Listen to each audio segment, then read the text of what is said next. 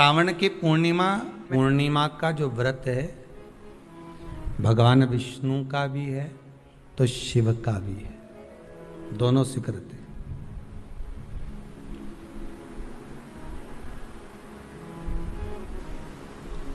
दोनों स्वीकृत है। जिसका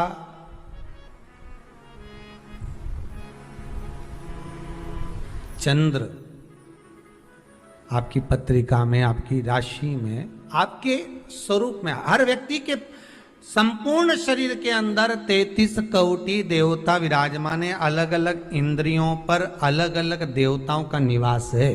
कभी मौका मिले तो अच्छे से उसको समझना। पूरे शरीर में अलग अलग इंद्रिय पर अलग अलग देवता।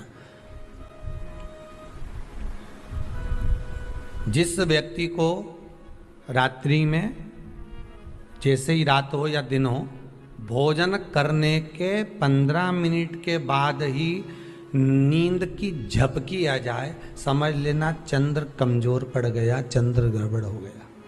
बहुत ध्यान सुनिएगा जरा। पूर्णिमा का व्रत किसके लिए, वो भी ध्यान से दीजिए। शायद आपने कभी सुना ना सुना, पर अच्छे से सुन लोगे ना, ये व्रत कथा बार बार नहीं मिलने वाली। फिर इसके बाद तो तुम भले वो फिर फेसबुक यूट्यूब पर बाद में निकाल के भले सुनते रहना, पर सुन लो पूर्णिमा के व्रत का महत्व पूरा। एक, भोजन के बाद जब नशे जैसा माहौल हो जाए, आपको बिल्कुल कोई छेड़े ही नहीं, सोई नींद आए,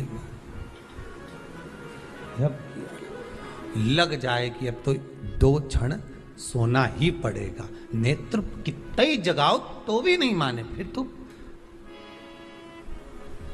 बिन पिए नशा हो जाता है,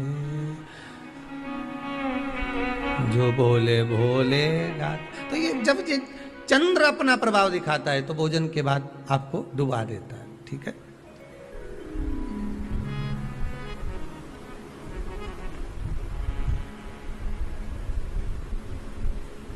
एक बहुत सरल भाषा में कहेंगे, आपको थोड़ा समझना पड़ेगा कि कहीं कहीं आपने सुना होगा कि 14 और पूर्णिमा पे कहीं गया होगा इसलिए ऐसा हो गया। बोले सुना है कि नहीं सुना? 14 पूर्णिमा पे कहीं गया होगा या 14 पूर्णिमा पे कहीं गई होगी तो ऐसा हो गया। क्यों कहते हैं, उसका कारण क्या है? आखिर बात 1400 पूर्णिमा को क्यों लोगों ने बदनाम कर दिया कि 14 पूर्णिमा पे कहीं गई होगी तो बाल खोल के गई होगी, या ऐसा करा होगा तो वैसा करा होगा तो ऐसा हो गया, या ये चीज इसके साथ में ऐसा हो गया, या एक्सीडेंट हो गया, या ये चीज। कारण क्या होता है? क्यों पूर्णिमा और अमावस्या के समय पर ही ज्यादा एक्सीडेंट के योग बनते हैं? क्यों पूर्णिमा अमावस्या के अंतर्गत ही ज्यादा कष्ट के योग बनते हैं, बीमारी को पनपने के? कारण क्या होता है? उसका क्रम क्या है, कारण क्या है? उसका एक कारण है आपके चंद्र की महत्वता घट जाना। जब चंद्र की महत्वता घटती है तब जाकर शरीर में कहीं ना कहीं रोग की मात्रा बढ़ जाती। रोग अपना प्रभाव चंद्र के कारण दिखाना प्रारंभ, पर मन में बेचैनी नहीं हो, बेचैनी रहे, नींद नहीं आ रही है, कुछ मन में ऐसा लग रहा है कि कुछ होने वाला है, मन में स्थिरता नहीं आ रही, समझ लेना कि चंद्र गड़बड़ हो गया है। अब इस चंद्र को साधना है तो शिव तत्व में जाना पड़ेगा। फिर कुछ मत करिए, पूर्णिमा का व्रत चालू कर दीजिए। क्या करना है? केवल पूर्णिमा का व्रत चालू कर दो। और कितना प्रभाव है पूर्णिमा के व्रत का? घर में 50 लोगों का परिवार है, 15 लोगों का परिवार है, 20 लोगों का परिवार है, और परिवार में से अगर एक पुरुष या एक स्त्री कोई भी पूर्णिमा का व्रत करता है तो पूरे परिवार के लोगों का चंद्र संवर जाता है, पूरे परिवार के लोगों का चंद्र सुधर जाता है। पूर्णिमा के व्रत का इतना प्रभाव शास्त्र कर रहा है, स्कंद पुराण कर रही है।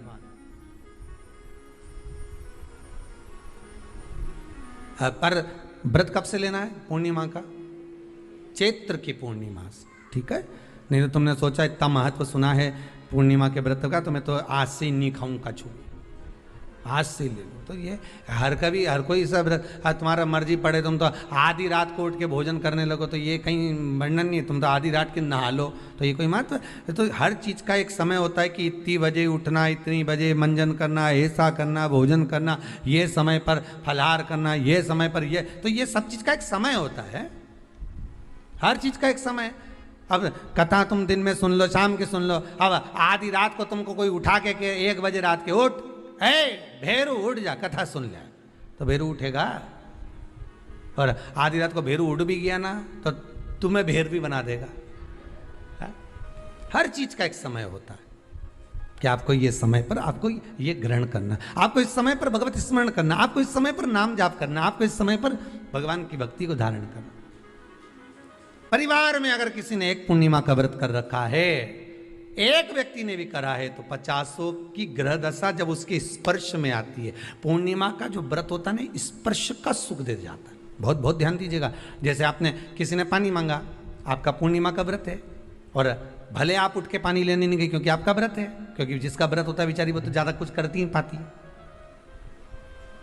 पर किसी ने आपको पानी लाकर तो दिया ना। अब पानी लाकर जिस व्यक्ति ने दिया उसका स्पर्श तो हुआ ना। ये अभी गई थी ना दूसरी लहर कोरोना महामारी, इसको देख लो, इसको टच किया, इससे टच होकर उस पर गया, उससे टच होकर उस पर गया, तो ये कोरोना महामारी। अब जब ये कोरोना महामारी टच करने से फैल सकती है, तो व्रत का पुण्य टच करने से क्यों नहीं बढ़ सकता?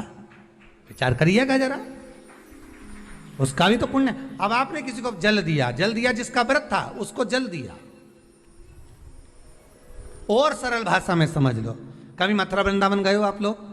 अगर मथुरा वृंदावन गए होगे, उज्जैनी गए होगे, काशी गए होगे, कहीं तीर्थ में गए होगे, या कभी कुबेरेश्वर धाम कभी आप लोग आएंगे जाएंगे, कभी आपको ज्ञात होगा, तो कभी आप लोग दर्शन करेंगे कि जब भोजन प्रसाद होता है तो लोग उसको बांटने के लिए देते हैं कि कोई आया है तो उसको कुछ प्रसाद मिल जाए, भंडारे की प्रसादी मिल जाए। तो भंडारे की प्रसादी जब वो खाता है, उसका स्पर्श होता है, स्पर्श होता है तो जिसने भोजन किया उसका पुण्य जो दे रहा होता है उसके खाते में चले जाता है।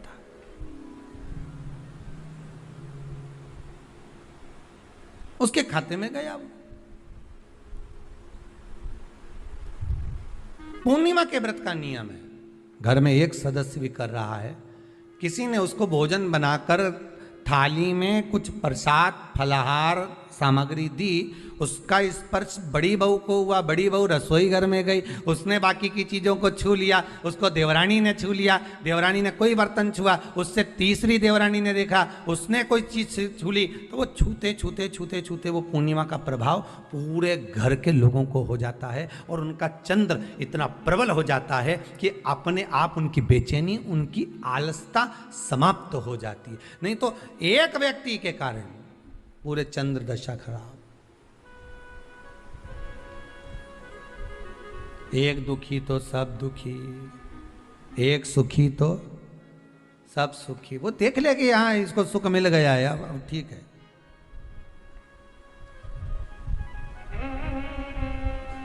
जब बेचैनी लगे, 1400 पूर्णिमा आए और आपको लगे बेचैनी बहुत ज्यादा है, मेरे को थोड़ा बेचैनी, ना जाने क्यों ऐसा होता है कि 14 पूर्णिमा आई और मेरे को बेचैनी, तो समझ लेना कि चंद्र गड़बड़ है। फिर क्या करना है?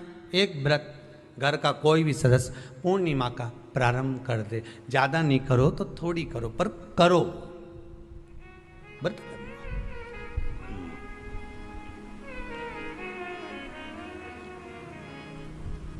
बहुत क्लेश हो रहा, बहुत क्लेश हो रहा, तो पूर्णिमा के दिन खीर का भोजन प्रत्येक महीने में एक बार ऐसा नियम बना लो, अपने दीवार पे लिख लो कि पूर्णिमा है और पूर्णिमा के दिन घर में खीर बनना ही है। केवल शरद पूर्णिमा अकेली पे नहीं हो, तुम एक पूर्णिमा पे तो बनाते हो खीर, शरद पूर्णिमा के दिन तो खूब जोरदार बना बोलो कि ना डोलची के छत पे धर दो, उठा के भगवान ही धर दे, कहीं कहीं की तो छत पे बनाए। तो बच्चे पूछ ले मम्मी ये छत पे क्यों रखी है, तो क्या अमृत गिरेगा?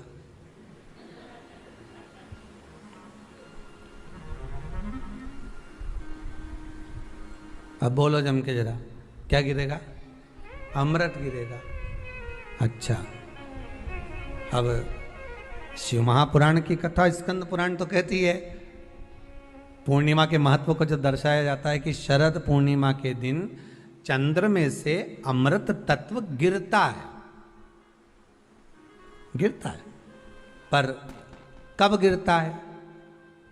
अरे जम के तो बोलो, जब उस खीर का ढक्कन हटा हुआ, केवल खीर का नहीं अपना भी ढक्कन हटा हो, तभी तो अमृत गिरेगा। अब दिमाग में तो ढक्कन बंद है, खीर रख दी छत पे। भगवान मन में सोच रहे कि देवताओं को अमृत कब मिला था? जब उन्होंने मेरा नाम पुकारा था।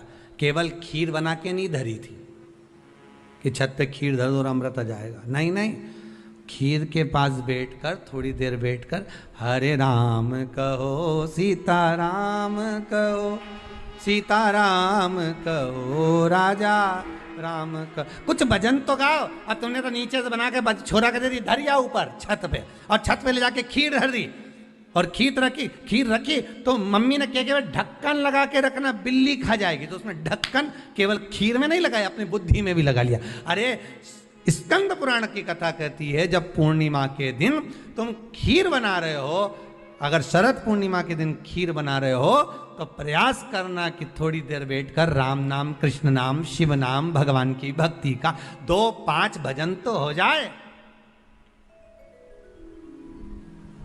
अब दिमाग में लगा ढक्कन, खीर में भी लगा दो ढक्कन, अमृत कहां से झड़ेगा? भगवान भी सोचे ना राम नाम लीनो तूने भरी जवानी में, तो डूब के मर जा रे चुल्लू भर पानी में। अब भगवत भजन करे नहीं और क्या कि अमृत झड़ेगा?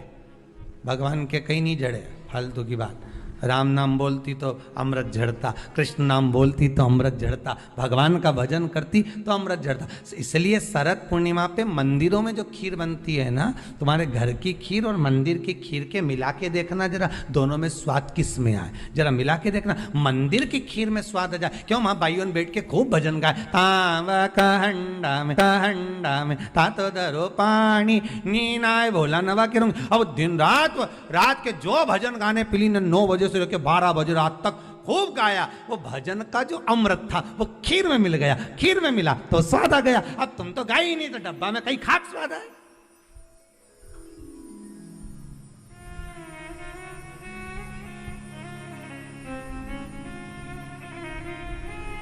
अब रात्रि को छोरा से क्या, जा खीर उठाना नीचे, जो खीर लेके आया ने खा के देखी तो ये खीर तो फटी गई। अब खीर ही फट गई। छोरा से 2 धर के दिया, कर तो ढाक के नहीं आया था? नहीं ढाक के आया। तो इसमें तो मैंने वो चिरौंजी डाली थी, दाग चिरौंजी, पर ये बिजली का कीड़ा होने का और डाली थी दाग चिरौंजी, आ गए हम। उस समय पे बिजली का कीड़ा बहुत चले, शरद पूर्णिमा के टाइम पे काला वाला, और एक ही आ जाए नहीं तो पूरा इलायची का स्वाद ले जाए। अब डाली थी दाग चिरौंजी, आ गया वह कीड़ा बिजली का। रण की कथा कहती है महाराज, पूर्णिमा का जो चंद्र है वो विशाल का है, और उस चंद्र की पूर्णता में हमारी अभिलाषाएं भी पूर्ण हो। आप आस्था चैनल के माध्यम से जितने लोग कथा सुन रहे हैं, फेसबुक यूट्यूब पर जितने कथा सुन रहे हैं, और कुबेरेश्वर धाम में जितने कथा सुन रहे हैं, आप में से कितने लोग हैं जो पूर्णिमा का व्रत करते हैं? जो माताएं करती हो जरा हाथ उठाइए। पूर्णिमा का व्रत जो करते हो ना आप लोग, रखिए हाथ। अब पूर्णिमा के व्रत में आपने कई बार किताब पढ़ी होगी पूर्णिमा की, या आपने व्रत किया होगा, या पूर्णिमा का व्रत आप धारण करे होगे, तो उसमें पूजन कौन से भगवान की होती है? पूर्णिमा के व्रत में किस भगवान की पूजन होती है? तो कहा पूर्णिमा के व्रत में केले के खंभ लगाकर पूर्णिमा का जो अध्यापन होता है, पूर्णिमा की जो पूजन होती है, उस पूजन में शंकर और पार्वती की पूजन की जाती है, शिव और नारायण की पूजन करी जाती है, शंकर और पार्वती का स्मरण किया जाता है। किसकी पूजन होती है? शिव पार्वती। क्यों? शंकर और पार्वती का पूजन क्यों करा जाता है पूर्णिमा के व्रत में? क्योंकि शिव और माता पार्वती ही केवल एक ऐसे हैं जिन्होंने अपूर्ण लक्ष्मी को भी पूर्ण बना दिया था। अपूर्ण लक्ष्मी को भी पूर्ण बना दिया था। किसको पूर्ण बनाया है? लक्ष्मी। पूर्णिमा के दिन अगर आप शंकर भगवान को एक लोटा पानी अगर शिव को समर्पित कर रहे हो, श्वेत पुष्प को रखकर शंकर जी के ऊपर सफेद फूल को चढ़ाकर अगर एक लोटा जल भी एक पात्र जल भी शंकर को समर्पित कर रहे हो, तो ये लक्ष्मी के लिए ही तो कर रहे हो। और कौन सी लक्ष्मी? पूर्ण लक्ष्मी। पूर्ण लक्ष्मी। आपको पहले भी कथा में कहा, एक बार भगवान विष्णु के सामने लक्ष्मी मैया ने बहुत तेज स्वर में कह दिया था, नारायण, दुनिया के लोग आपका नाम जपते हैं, दुनिया के लोग नारायण नारायण कहते हैं, दुनिया के लोग आपका भजन करते हैं, पर सत्य मायने में कहूं ना तो मेरे बिना दुनिया के लोगों की नहीं चल सकती। मेरे बिना दुनिया नहीं चल सकती, संसार मेरे बिना नहीं चल सकता। भगवान विष्णु ने कहा, ये तो गलत है लक्ष्मी आपका कहना। एक दिन लक्ष्मी को अहंकार आ गया। अहंकार के संबोधन जब माता लक्ष्मी करने लगी तो भगवान उसी समय पर भगवान विष्णु को क्रोध आ गया और भगवान विष्णु ने कह दिया, लक्ष्मी तू इतनी बड़ी बड़ी बात कहती है कि तेरे बिना नहीं रह सकती संसार। मैं तुझे कहता हूं लक्ष्मी, तू अपूर्ण है। तू अपूर्ण है, तू पूर्ण कब हो गई?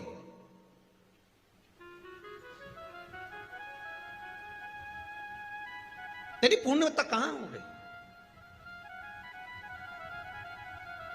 लक्ष्मी की आंख से आंसू बहने लगे। आज आपने मुझे अपूर्ण कहा है। आपको मालूम है आप मुझे अपूर्ण कह रहे हो? आपको यह ज्ञात हो रहा है आप मुझे अपूर्ण कह रहे हो? भगवान कहते हैं, हाँ लक्ष्मी, मैंने तुझे अपूर्ण कहा है। अपूर्णता का मतलब आप जानते हो ना? भगवान कहते हैं, लक्ष्मी मैं सब जानता हूं। लक्ष्मी रोती हुई माता सरस्वती के पास पहुंच गई। सरस्वती ने पूछा, क्या बात है लक्ष्मी, क्यों रो रही हो? लक्ष्मी जी ने कहा, क्या बताऊं सखी, मेरे पति ने आज मुझे अपूर्ण कह दिया है। तो क्यों रो रही है तू? अपूर्ण अगर कह दिया, पति ने ही तो कहा है ना, तो क्यों रोना? चल मेरे साथ में। और सरस्वती मैया माता लक्ष्मी को लेकर सीधे पहुंच गई माता पार्वती के यहां। माता पार्वती के यहां जब पहुंची है, माता पार्वती जी ने लक्ष्मी जी को देखा और सरस्वती को देखा तो पूछा कि बात क्या है, क्या हो गया ऐसा, क्या हुआ, क्या है ऐसा जो तुम दोनों आज मेरे पास में आई? क्या हुआ? पार्वती जी कुछ बोलती, शिव जी का ध्यान माता सरस्वती की ओर और लक्ष्मी की ओर गया और भगवान शंकर जान गए कि आज भगवान नारायण ने लक्ष्मी जी को अपूर्ण कहा है। अब देखें माता पार्वती क्या कर सकती है, इसको पूर्ण बनाने के लिए करेगी क्या?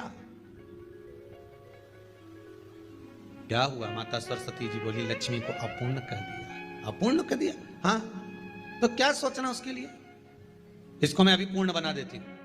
माता जगतजननी पार्वती ने गोदी में विराजमान गणेश जी को उठाया और उठाकर लक्ष्मी जी की गोद में दे दिया। ले लक्ष्मी, आज से तू पूर्ण हो गई। लक्ष्मी, आज से तू पूर्ण है। गोदी में जब तक संतान नहीं है तो नारी को लोग अपूर्ण समझते हैं, पर माता पार्वती जी ने संपूर्ण ब्रह्मांड में एक सिद्धता प्रदान कर दी कि अपने गोदी के लाल को, अपने गोदी के पुत्र को माता ने लक्ष्मी की गोद में देकर लक्ष्मी को पूर्ण बना दिया। वो दिन कौन सा था? पूर्णिमा का दिन, लक्ष्मी को पूर्ण करने का दिन। पूर्ण करने का, केवल अमृत ही नहीं बरसता, पूर्णिमा के दिन लक्ष्मी भी बरसती है। पूर्णिमा के कितने व्रत होते हैं? बोलते जाओ, जरा जल्दी जल्दी बोलो। पूर्णिमा के नारियों को, स्त्रियों को अखंड सौभाग्य के लिए, जो नारी वैधव्य नहीं होना चाहती है, उस नारी को पूर्णिमा के कितने व्रत करना चाहिए? जिस नारी के यहाँ संतान नहीं हो, औलाद नहीं हो, उसको पूर्णिमा के कितने व्रत करना चाहिए? जिस नारी का पुत्र, पति बहुत बीमारी से ग्रसित हो, लग रहा हो कि ये मेरा बेटा बहुत बड़ी बीमारी में घिरा हुआ है, तो नारी को कितने व्रत करना चाहिए? स्वयं भगवान कृष्ण ने माता यशोदा को द्वापर में भी बताया है कि पूर्णिमा के 32 व्रत होते हैं। कितने व्रत होते हैं? 32। हम भगवान कृष्ण यशोदा रानी को, माता यशोदा जी को भी बता रहे हैं 32 वर्ष। अब आपको किसी ने बता दिया होगा कि 8 कर लो, 7 कर लो, 6 कर लो, 12 कर लो, इसलिए आपने बोला कि 12 कर लीजिए, 32 कर लीजिए। अरे यहां तो द्वापर की कथा भी कहती है, यशोदा जी ने एक बार भगवान कृष्ण को रोक कर कह दिया, ए कन्हैया रुको। कन्हैया बोले, बोलो माँ क्या बात है? कन्हैया जरा रुकिए, इधर आओ जरा। भगवान कृष्ण आए। हाँ माँ बोलिए। जगह का प्रसंग है ये, जिस समय पर राधा रानी कुरुक्षेत्र में नंद बाबा और यशोदा जी को लेकर कुरुक्षेत्र के कुंड में, ब्रह्म सरोवर में स्नान कराने के लिए लेकर जाती है ग्रहण का समय पर। और जब भगवान कृष्ण उस कुरुक्षेत्र के उस सरोवर में स्नान करने आते हैं, तब यशोदा जी ने अपने लाला से प्रश्न किया है, पूछा है कि नारी वेधव्य होकर ना मरे, उसका पति कोई रोग से ग्रसित ना हो, उसका पुत्र किसी रोग में ना पड़े। कितना सुंदर संवाद लिखा है। अगर किसी माता का पुत्र मान लो किसी नशे में डूबा हुआ है, कोई नशा कर रहा है और गलत नशा है, आपको लग रहा है कि ये नशे में डूबा हुआ है, आपको लग रहा है कि ये गलत जगह पर डूब गया है, आपको लग रहा है कि मदिरापान में, मांसाहार में या अधिक गांजा आदि का जो भी नशे होते हैं, जितने भी नशे, उसमें डूब चुका है। और माँ उसको समझा रही है, तू नशे में मत डूब, तू इस काम को मत कर, तू ये गलत कर्म मत कर। माँ उसको समझा कर हार गई। तो मेरा माताओं से निवेदन है, आप उसको समझाना बंद कर दो, एक काम करना प्रारंभ कर दीजिए। हमें जो शिव महापुराण के माध्यम से शास्त्र कह रहा है कि आप 32 पूर्णिमा के व्रत प्रारंभ कर दो। उसमें करना क्या है आपको? केवल जिस दिन व्रत रहे, रात्रि के समय पर कोई भी मीठा, कुछ भी सामग्री आप चंद्र की रोशनी में, चंद्र को अर्घ देने के बाद, पूजन करने के बाद उसको रखो, और वही सामग्री जो नशा कर रहा है उसको पूर्णिमा के दूसरे दिन उसको खिलाओ। आप धीरे धीरे खिलाना चालू करेंगे, जिस नशे में वो डूबा हुआ उस नशे से वो छूटना प्रारंभ हो जाएगा। 2 पूर्णिमा व्रत करके तो देखो, तीसरे में तुम्हें जरूरत ही नहीं, धीरे धीरे आप वो छूटना प्रारंभ हो जाएगा। स्वयं भगवान कर रहे हैं। यशोदा मैया ने कन्हैया को रोक लिया कुरुक्षेत्र के उस मैदान में, और भगवान कृष्ण का दर्शन माता यशोदा जी करी। बहुत दिनों के बाद माँ को, आज माता यशोदा को लाला का दर्शन हुआ, बहुत समय के बाद, जानने के बाद, बहुत समय। कृष्ण से माता यशोदा जी ने पूछा, कन्हैया लो, किसी नारी का पुत्र या पति रोग से ग्रसित हो,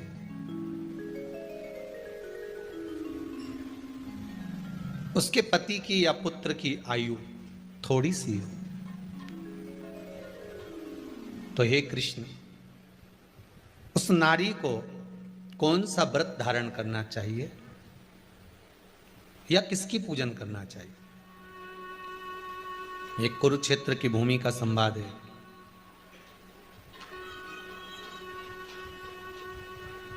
भगवान कह रहे हैं, मां, अगर नारी अपने पुत्र और अपने पति के लिए, उसकी उम्र की वृद्धि के लिए, रोग मुक्ति के लिए, विश्व के ताप को कम करने वाले चंद्रदेव की आराधना, पूर्णिमा के व्रत को धारण करती है, तो नारी उस व्रत के प्रभाव से अपने पुत्र और पति की बीमारी को, रोग को हर लेती है।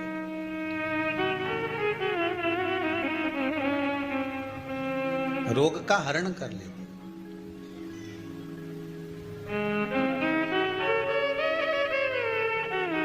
महाराज, जो बच्चा बुद्धि से विकलांग हो, विद्या में कमजोर हो, परीक्षा हॉल में पेपर देते समय भूल जाता हो, वे एक काम ना करता हो, निवेदन है किसी भी पूर्णिमा की रात्रि को 12 बजे गाय के, गौ माता देसी गाय के जो 4 थन होते हैं, उन 4 थन में से जो आगे के थन होते हैं, 2 पीछे की ओर होते हैं, 2 आगे की ओर होते हैं, तो जो आगे के 2 थन है, उस थन का दूध निकलवा लिया जाए, और उस दूध का कोई भी मीठा पदार्थ बनाओ तो ठीक है, ना बनाओ तो उसी दूध में शक्कर मिलाकर पूर्णिमा की रात्रि को, जो विवेक से कमजोर हो, बुद्धि से कमजोर हो, या याद करा हुआ सब भूल जाते हो, या आपके लिए भी है कोई चीज रखते हो भूल जाते हो, विवेक याद नहीं रहता, बुद्धि में इतना प्रबल बल नहीं आ पाता, याददाश्त कमजोर होती चली जा रही। तो किसी भी पूर्णिमा की रात्रि को 12 बजे गाय के आगे के 2 थन का दूध, उसमें कोई पदार्थ शक्कर गुड़ कुछ भी मिलाकर भगवान के चंद्रदेव की साक्षी में उसको पिला दिया जाए। महाराज बार बार पिलाने की जरूरत ही नहीं पड़ेगी, एक ही बार में काम कर जाएगा और विवेक पूर्ण तरह से कार्य कर लेगा।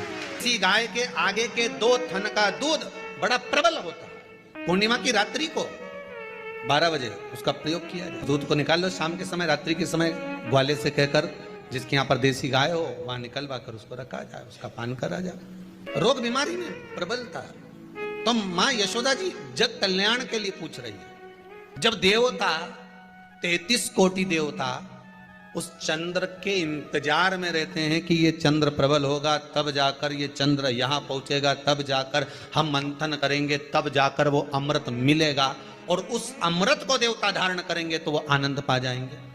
हम क्यों एक एक पूर्णिमा छोड़ें? एक एक पूर्णिमा के महत्व को जानिए। कोई पूर्णिमा साधारण नहीं है, कोई प्रदोष साधारण नहीं है, कोई शिवरात्रि साधारण नहीं है। 12 महीने शिवरात्रि पड़ती है, 12 महीने में प्रदोष पड़ते हैं, उसका महत्व ही नहीं जान पाते। कौन से प्रदोष पर क्या करना है, कौन सी पूर्णिमा को क्या धारण करना है, कौन सी शिवरात्रि पर। कई लोगों को तो यहां तक नहीं मालूम था कि भाई श्रावण के महीने में भी शिवरात्रि आती है। वो तो बस लोगों के कि शिवरात्रि का पूजन हुआ, तो उसका स्मरण क्यों छोड़े हम? अगर ये वेद और शास्त्र ब्राह्मणों को दिए गए हैं, ये वेद और शास्त्र विद्वज्जन को दिए गए हैं, तो इसका स्मरण होना चाहिए कि हम निकालकर जनमानस तक ये चीज पहुंचाएं कि हमें इस दिन ये पूजन करना है, उसका स्मरण होना चाहिए।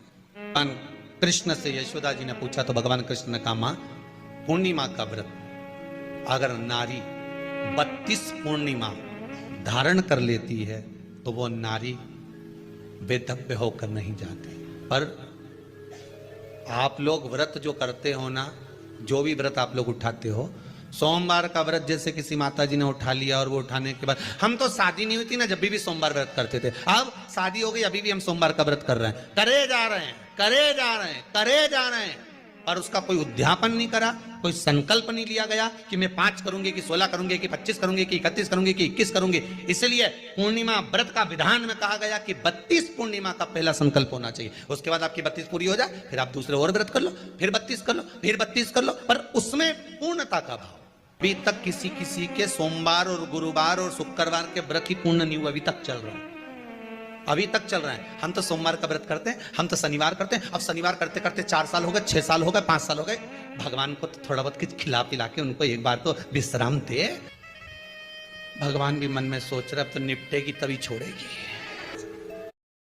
कोई भी व्रत आप करो, उस व्रत का एक संकल्प, एक नियम कि मैं इतने व्रत करूंगी, ये मेरा नियम। जैसे नवरात्रि के 9 दिन मैंने करे, व्रत धारण करे, 10वें दिन उसको छोड़ दिया।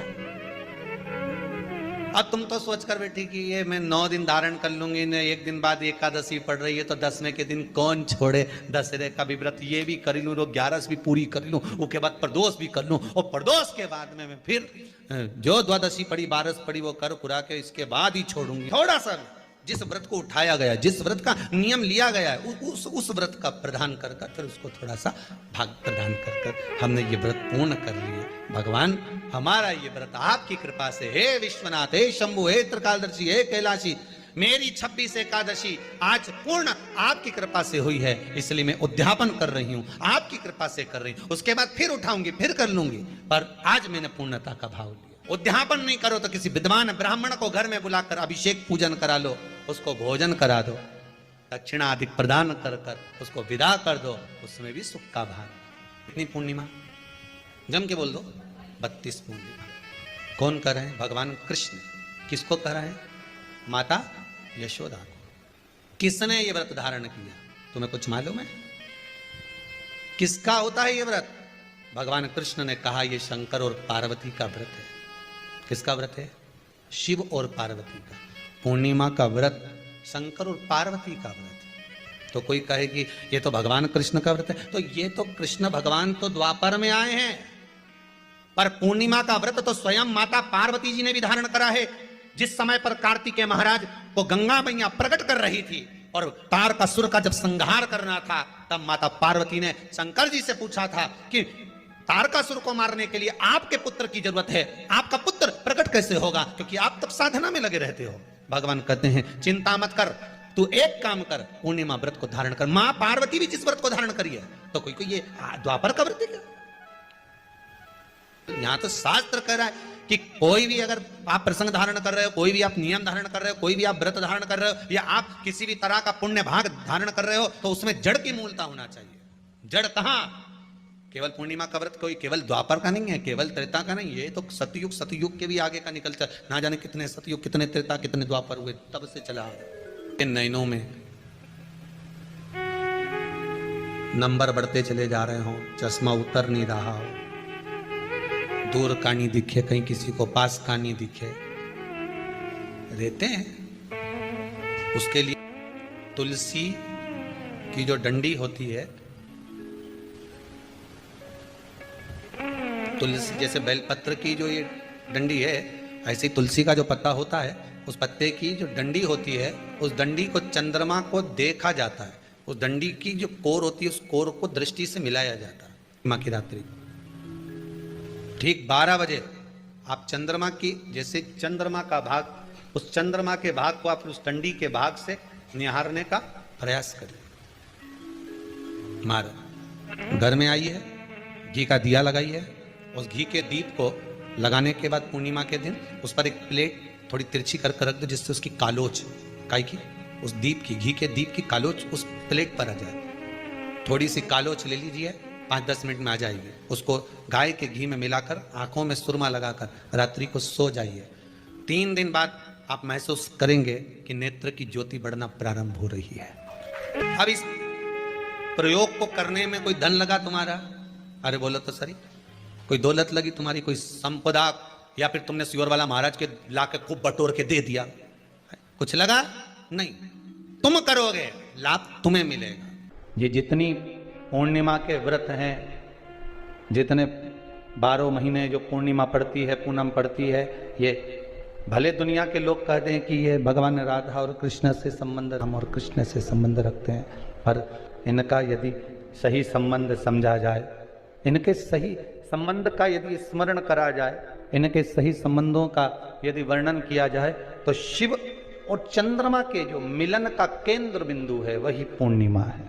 केवल एक पूर्णिमा वहीं तक नहीं रही कि भगवान कृष्ण और राधा जी ने रास किया, केवल वहीं तक उसकी सीमितता नहीं है। बात ध्यान रखिएगा, यदि काया का रोग हो गया, मान लो शरीर कहीं से सफेद पड़ रहा है, कहीं से काला पड़ रहा है, शरीर में से खाल की फुकड़ी निकलना प्रारंभ हो गई हो, शरीर में काले काले चट्टे पड़ना चालू हो गए हों, या कोई विशेष रोग हो गया, कोई विशेष में रोग है, बीमारी है, काया बेकार हो रही है, तो सीधी सीधी बात शिव महापुराण की कथा कहती है, सुंदर आनंद में श्रवण कर कर आप अपने जीवन को, ये पूर्णिमा शिव महापुराण की कथा कहती आ रही है।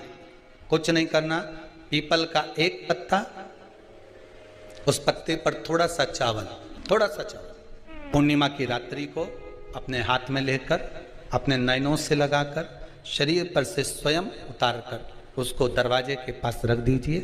पूर्णिमा की रात्रि को पूर्ण होने पर उस चावल को दूसरे दिन सूंघ कर बहते हुए पानी में डाल दीजिए।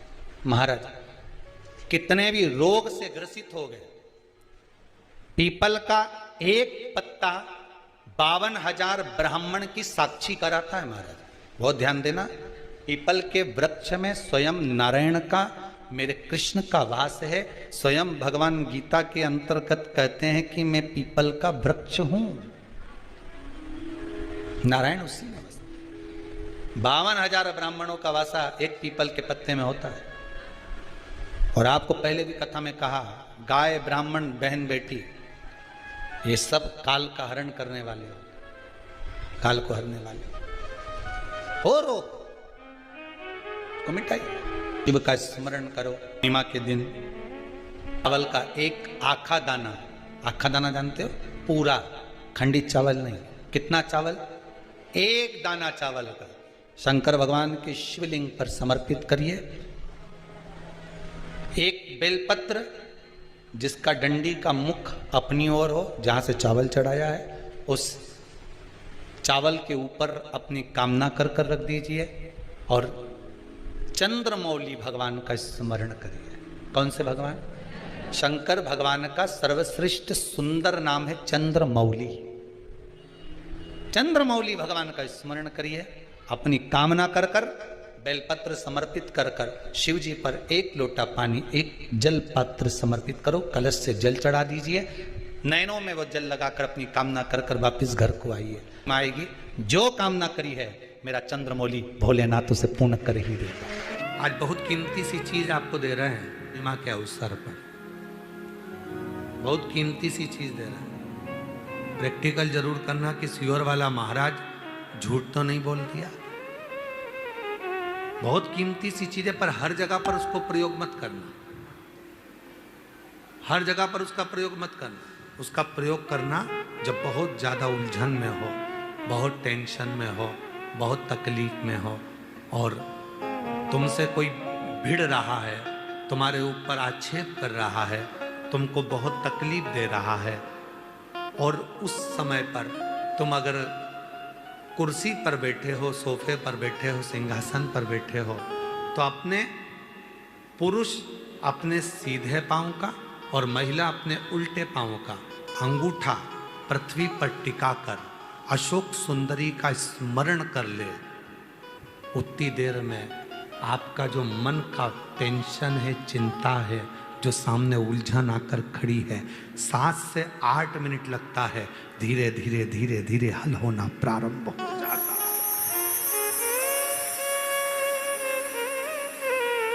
मां त्रिपुरा सुंदरी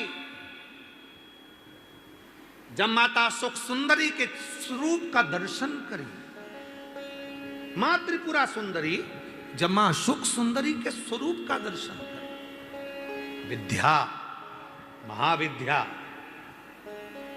माता त्रिपुरा सुंदरी,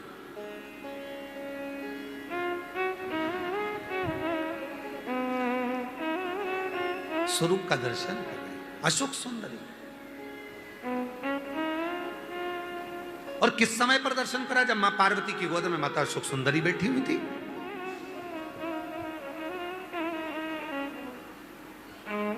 और माता पार्वती जी की गोद में जब अशोक सुंदरी बैठी हुई थी और त्रिपुरा सुंदरी को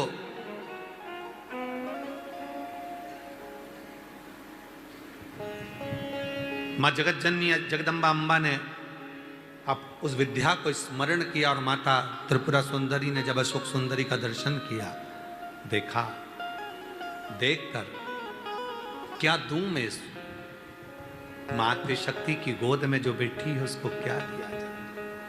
त्रिपुरा सुंदरी जी कहती हैं कि हे देवी अशोक सुंदरी, तुम मेरे त्रिपुरारी की पुत्री हो और मैं त्रिपुरा सुंदरी मेरे त्रिपुरारी का स्मरण कर कर कहती हूँ, संसार का कोई मनुष्य जब अपने पैर के अंगूठे को भूमि पर स्पर्श करेगा, उस समय पर पंजा एड़ी सब ऊपर होता है, अंगूठा केवल थोड़ा सा अंगूठा पाँव का स्पर्श होता है। उस समय पेड़ी ऊंची, पंजा ऊपर, पाँव का नीचे का जो भाग, खड़ा भाग नहीं, नीचे का भाग भूमि पर स्पर्श होता है। और उस समय पर जो अशोक सुंदरी तुम्हारे नाम का स्मरण करेगा और जो उस स्मरण में पाएगा, त्रिपुरा सुंदरी कहती है मैं स्वयं त्रिपुरा सुंदरी उसकी उलझनों को समाप्त कर कर उसके जीवन को खुशियों से भर। ये त्रिपुरा कह रही है, ये विद्या कह रही है, मां त्रिपुरा सुंदरी।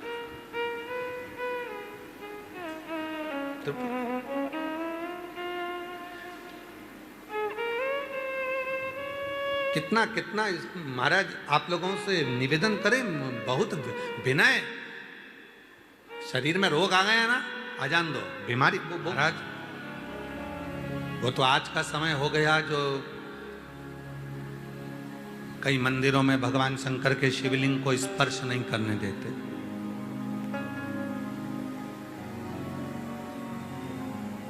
कई मंदिरों में भगवान शंकर के शिवलिंग को स्पर्श नहीं करने देते, पर शिव पुराण की कथा कहती है, जब स्त्री हो, पुरुष हो, बेटी हो, बेटा हो, स्वस्थ हो, बीमार हो, पशु हो, पक्षी हो, जानवर हो, चाहे जलचर हो, चाहे थलचर हो, चाहे वायुचर हो, जब किसी शिवलिंग का स्पर्श करते हैं और याद करते हैं, उसी समय से संकट कटना प्रारंभ हो जाता है।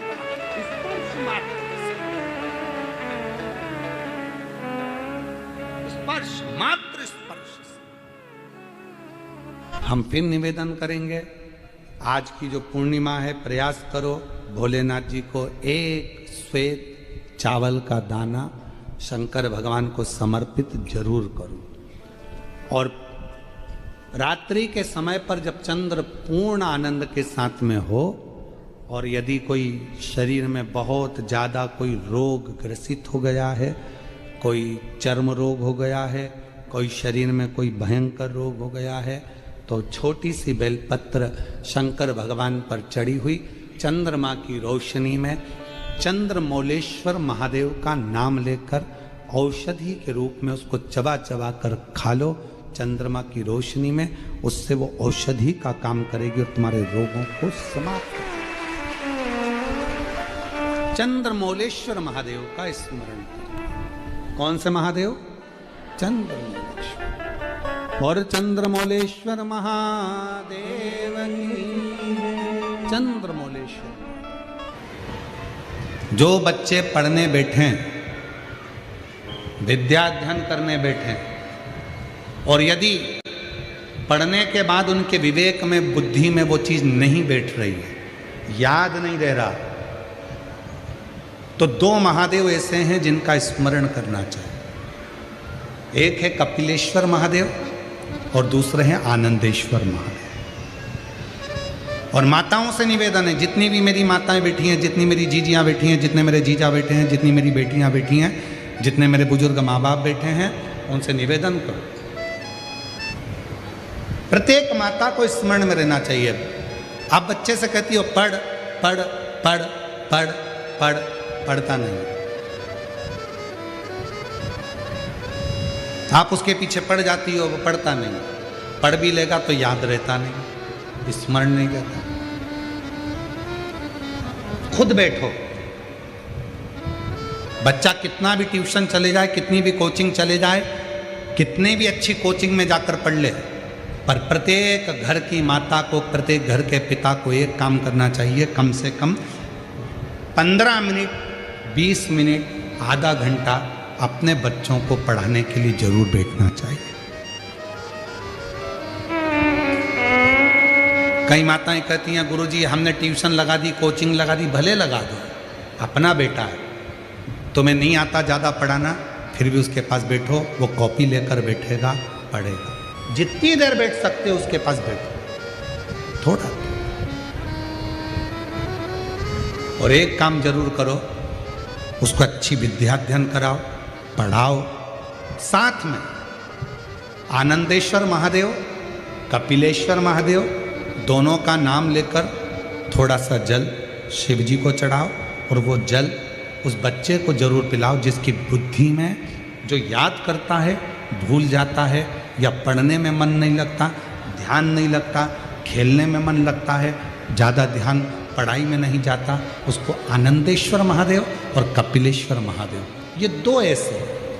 आनंदेश्वर महादेव, आनंद वो बालक जो जन्म लेते से ही अपनी माता को ज्ञान देते हैं, और कपिलेश्वर महादेव, कपिल मुनि, वो जो जन्म लेते से ही अपनी माता देहूति को ज्ञान देते हैं। ये दो विद्वत्ता के विषय, विद्वत्ता की दोनों। कौन कौन से महादेव हैं? पहले जम के बोलो, आनंदेश्वर महादेव।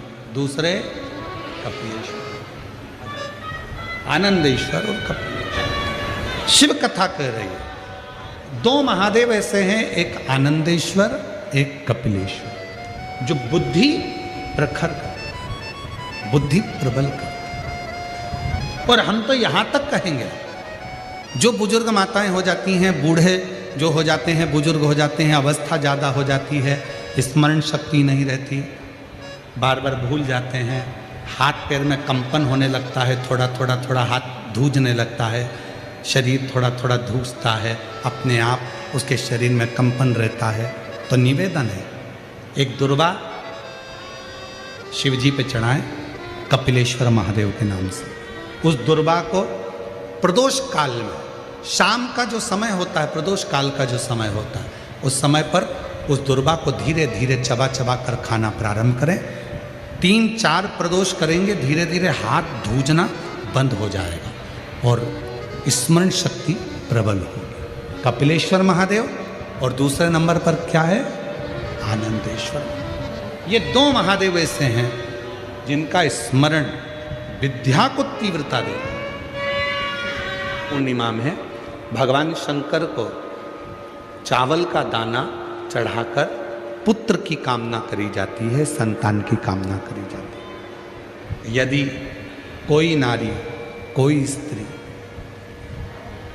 श्वेत अक्षत, श्वेत पुष्प पूर्णिमा के दिन शिव को समर्पित करती है, उसके गर्भ से संतान जरूर होती है।